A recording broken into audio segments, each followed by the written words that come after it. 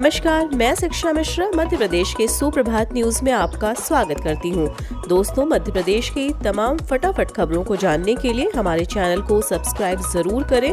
साथ ही comment section में जरूर बताएं कि आप मध्य प्रदेश के किस जिले से हमारे न्यूज को देख रहे हैं। तो चलिए शुरू करते हैं खबरों को, जानते हैं आज के मुख्य समाचार। 2023 में लाखों कर्मचारियों को मिलेगा तोहफा, लागू होगी पुरानी पेंशन योजना, मिलेगा लाभ। प्रदेश के लाखों सरकारी कर्मचारियों को 2023 में ओल्ड पेंशन स्कीम का तोहफा मिलेगा।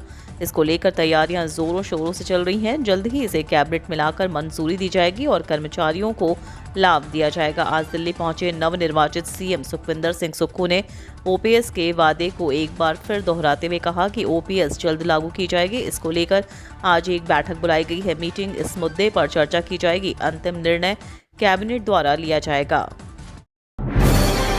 कर्मचारियों की सेवानिवृत्ति आयु पर बड़ी अपडेट, 62 से बढ़कर हो सकते हैं 65 वर्ष, संसदीय स्थायी समिति का समर्थन। कर्मचारियों की सेवानिवृत्ति पर बड़ी अपडेट सामने आई है। दरअसल उनकी आयु सीमा को 3 वर्ष के लिए बढ़ाया जा सकता है। संसदीय स्थायी समिति के सदस्य द्वारा कर्मचारियों की सेवानिवृत्ति आयु को 62 वर्ष से बढ़ाकर 65 वर्ष करने का समर्थन किया गया है। यूपीआई यूजर्स के लिए जरूरी खबर, एसबीआई समेत इन 3 बैंकों के ग्राहकों को मिलेगी ये खास सुविधा। यदि आप भी यूनिफाइड पेमेंट्स इंटरफेस का इस्तेमाल करते हैं तो ये खबर आपके लिए काम की साबित हो सकती है। भारत में लोग बड़ी संख्या में यूपीआई का यूज करते हैं। एक प्लेटफॉर्म अब एक नई सुविधा मिलेगी जो खासकर कुछ बैंकों के क्रेडिट कार्ड यूजर्स के लिए है। बिजनेस स्टैंडर्ड की रिपोर्ट के मुताबिक देश के सबसे बड़े कार्ड जारीकर्ता एसबीआई, आईसीआईसीआई बैंक और एक्सिस बैंक के card RuPay credit card on UPI feature पर जल्द ही उपलब्ध होंगे। बिजली के दाम बढ़ाने की तैयारी में जुटी सरकार, जबलपुर से विरोध शुरू। मध्य प्रदेश में एक बार फिर लोगों को नए साल में बिजली का तेज झटका लग सकता है। दरअसल राज्य सरकार एक बार फिर बिजली के दाम बढ़ाने की तैयारियों में जुट गई है, लेकिन सरकार के इस सुगबुगाहट का विरोध जबलपुर से शुरू हो गया है। जबलपुर के तमाम सामाजिक संगठनों ने रविवार को एकजुट होकर बिजली की महंगाई के खिलाफ जन आंदोलन शुरू करने की रणनीति बनाई है। विधानसभा सत्र में पहली बार मालवा का दबदबा, विधायक जीतू पटवारी ने बीजेपी पर लगाए आरोपों की झाड़ी। ग्वालियर चंबल के दबदबे में रहने वाला मध्य प्रदेश के विधानसभा सत्र पर पहली बार मालवा के कांग्रेसी नेताओं का दबदबा नजर आया। 5 दिवसीय शीतकालीन सत्र पर मालवा क्षेत्र के 4 कांग्रेसी विधायक सरकार पर जमकर बरसे, जबकि चंबल क्षेत्र से अकेले कांग्रेस के नेता प्रतिपक्ष गोविंद सिंह ही बीजेपी को घेरते नजर आए। यह पहला मौका था जब मध्य प्रदेश के विधानसभा सत्र में मालवा के नेताओं ने अपनी सशक्त उपस्थिति दर्ज कराई हो। वाहनों पर कल से मिल रही आरटीओ छूट। ग्वालियर व्यापार मेले का शुभारंभ आधिकारिक रूप से भले ही 25 दिसंबर को न हो, लेकिन वाहनों पर आरटीओ छूट इसी दिन से शुरू हो गई। उद्योग मंत्री ओम प्रकाश सकलेचा का कहना है कि कोविड के बढ़ते खतरे को देखते हुए मेले का शुभारंभ सत्र को फिलहाल टाल दिया गया। जब तक कोविड गाइडलाइन जारी नहीं हो जाती तब तक मेले का आधिकारिक रूप से शुभारंभ नहीं किया जाएगा। इधर मेला सचिव का कहना है कि रविवार दोपहर 12 बजे भगवान की आरती के साथ मेला शुरू कर दिया जाएगा, जिससे व्यापारी अपना व्यापार कर सकें और सैलानी यहां घूम सके। मेला शुरू होने के साथ ही झूलों का संचालन शुरू कर दिया जाएगा। मेले में आरटीओ छूट को लेकर ऑटोमोबाइल सेक्टर सजने लगा है। डायल 100 का संचालन करने वाली कंपनी बंद कर सकती है अपना काम। प्रदेश भर में लोगों को पुलिस सहायता उपलब्ध कराने के लिए चल रहे डायल 100 वाहनों का संचालन करने वाली कंपनी का 47 करोड़ रुपए का बिल शासन के पास लंबित है। कंपनी के अधिकारियों ने पुलिस महकमे के अधिकारियों को मौखिक तौर पर चेतावनी दी है कि भुगतान नहीं किया गया तो मजबूरी में संचालन बंद करना पड़ सकता है। जबलपुर में डेयरी साइंस कॉलेज का सपना अब तक अधूरा, विश्वविद्यालय को वित्त विभाग के लगाने पड़ रहे हैं चक्कर। मध्य प्रदेश का पहला डेयरी साइंस कॉलेज जबलपुर और दूसरा इंदौर के महू में खोला जाना है। इसके लिए वेटरनरी विश्वविद्यालय ने प्रस्ताव तैयार कर मध्य प्रदेश शासन को भेजा। 4 साल बाद मध्य प्रदेश सरकार की कैबिनेट की बैठक में दोनों कॉलेजों को शुरू करने की सहमति भी मिली, लेकिन अब तक बजट नहीं मिला है। हालात ये है कि पिछले 4 माह से वेटरनरी विश्वविद्यालय प्रशासन कॉलेज शुरू करने के लिए वित्त विभाग से 128 करोड़ रुपए का बजट मिलने का इंतजार कर रहा है। केंद्र सरकार बढ़ा सकती है सुप्रीम कोर्ट और हाई कोर्ट के जजों की रिटायरमेंट उम्र। न्याय विभाग ने एक संसदीय पैनल से कहा कि सुप्रीम कोर्ट, हाई कोर्ट के जजों की रिटायरमेंट की उम्र बढ़ाने की वजह से बेहतर काम नहीं करने वाले जजों की सेवा के वर्षों का विस्तार हो सकता है। उन्होंने बताया कि सरकारी कर्मचारियों के भी इसी तरह की मांग उठाने से इसका व्यापक असर हो सकता है।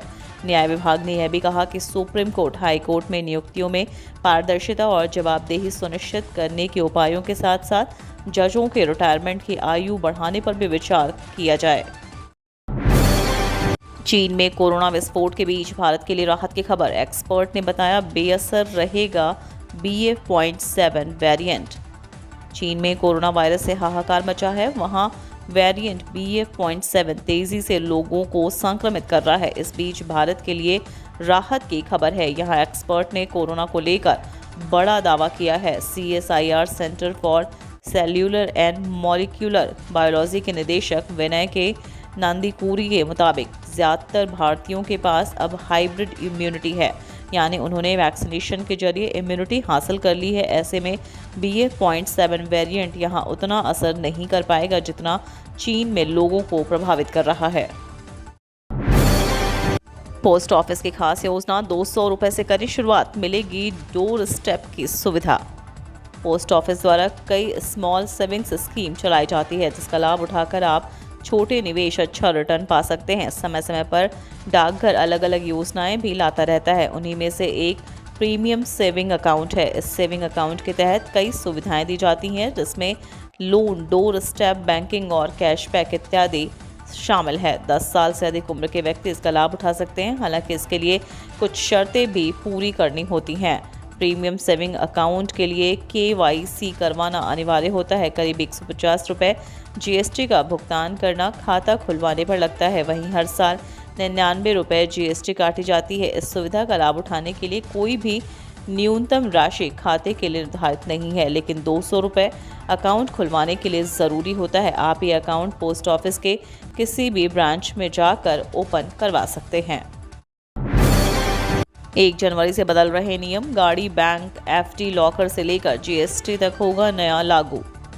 नए साल में क्रेडिट कार्ड से लेकर बैंक लॉकर तक के लिए नए नियम लागू होंगे। यानी यही नहीं, GST, E-इनवॉइसिंग, CNG, PNG के भाव और गाड़ियों की कीमतों से जुड़े बदलाव भी इन बदलावों में शामिल है। भारतीय रिजर्व बैंक ने बैंक लॉकर से संबंधित नए निर्देश जारी किए। ये नियम 1 जनवरी 2023 से लागू हो जाएंगे। इन नियमों के प्रभाव में आने के बाद लॉकर के मुद्दे पर बैंक अब ग्राहकों के साथ मनमानी नहीं कर पाएंगे। MP रेल यात्रियों के लिए अच्छी खबर, भोपाल से होकर जाएगी ये स्पेशल ट्रेनें। मध्य प्रदेश के रेल यात्रियों के लिए खुशखबरी है। 27 दिसंबर से नांदेड़ अमृतसर स्पेशल ट्रेन भोपाल से होकर गुजरेगी। वहीं 28 दिसंबर से Guwahati Rajkot express special train Satna और बीना से होकर जाएगी। इसके अलावा नए साल में IRCTC द्वारा स्वदेश दर्शन ट्रेन चलेगी, जो 7 ज्योतिर्लिंग के साथ द्वारिका, शिरडी के सैर कराएगी। इसका भोपाल, जबलपुर, ग्वालियर और रीवा में ठहराव होगा। नांदेड़ से अमृतसर के बीच चलने वाली 04639 नांदेड़ अमृतसर स्पेशल अब भोपाल से होकर जाएगी। यह ट्रेन 27 और 28 दिसंबर को महाराष्ट्र के नांदेड़ से चलेगी और भोपाल रेल मंडल के इटारसी और रानी कमलापत स्टेशन रुकेगी। इससे भोपाल से ग्वालियर, नई दिल्ली और अमृतसर जाने वाले यात्री लाभ उठा सकेंगे। SBI HDFC की FD पर शानदार रिटर्न, सीनियर सिटीजन को मिलेगा जबरदस्त ब्याज। भारतीय रिजर्व बैंक के रेपो रेट में 0.35% की बढ़ोतरी के बाद प्राइवेट और सरकारी बैंकों ने अपने फिक्स डिपॉजिट स्कीम की ब्याज दरों में इजाफा किया है। कई बैंकों ने सीनियर सिटीजन के लिए फिक्स डिपॉजिट पर ब्याज दरों में जोरदार इजाफा किया। वरिष्ठ नागरिकों के फिक्स डिपॉजिट पर आम लोगों से अधिक ब्याज मिलता है। स्टेट बैंक ऑफ इंडिया से लेकर HDFC बैंक तक ने सीनियर सिटीजन के लिए फिक्स डिपॉजिट पर ब्याज दरों में बढ़ोतरी की है। छात्रों के लिए UGC की बड़ी तैयारी, रीजनल भाषा में कर सकेंगे स्नातक, मिलेगा लाभ। UGC द्वारा छात्रों के लिए बड़ी तैयारी की जा रही है। इसके तहत बच्चे स्थानीय भाषा में स्नातक की पढ़ाई पूरी कर सकेंगे। इसका लाभ ऐसे बच्चों को मिलेगा जिनकी पकड़ स्थानीय भाषा पर अच्छी है, लेकिन वह अंग्रेजी भाषा के साथ सहज नहीं है। ऐसे बच्चे स्थानीय भाषा में ग्रेजुएशन कर सकेंगे। UGC BA, BSc, BCom जैसे कोर्स में अब स्थानीय भाषा का लाभ छात्रों को मिलेगा।